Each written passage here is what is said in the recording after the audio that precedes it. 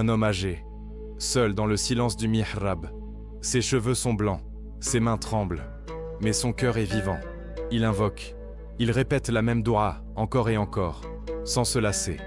Et Allah répond, « Ô Zacharia, nous t'annonçons un fils. Son nom sera Yahya, un nom que nul n'a jamais porté avant lui.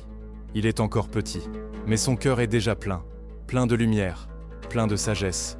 Ô Yahya, tiens fermement au livre. Il marche doucement, parle peu, et pleure souvent. Il ne cherche rien de ce monde. Il vit dans le silence, dans les montagnes, dans le dhikr. Il mange ce qu'il trouve.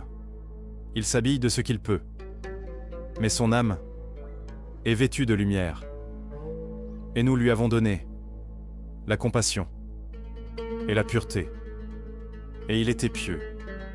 Et il n'était ni arrogant, ni désobéissant. Il parle au peuple, avec douceur, avec vérité. Il appelle à Allah, sans violence, sans détour. Il parle du repentir, du jour dernier, de l'amour d'Allah, et les cœurs sincères écoutent. Un jour le roi voulut prendre une femme en mariage qui ne lui était pas permise.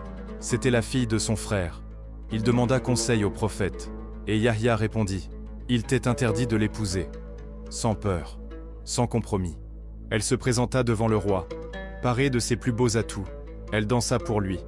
Et le roi, charmé, lui promet, « Demande ce que tu veux. » Elle sourit et dit, « Je veux la tête de Yahya. » Le roi se fige, il hésite. Mais sa parole était donnée, et son orgueil l'emporte sur sa conscience. Alors l'ordre fut donné, et Yahya fut tué injustement. Un prophète, pur et véridique, mort en martyr, pour avoir défendu la vérité. Et Allah dit, « Et la paix soit sur lui. » Le jour où il naquit, le jour où il mourut, et le jour où il sera ressuscité vivant.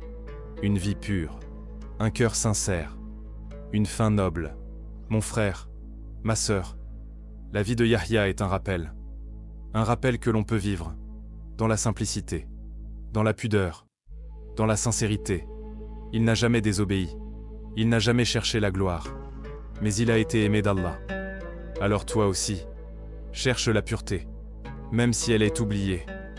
Reste droit, même si la vérité coûte parfois cher, et Allah te suffira et te guidera.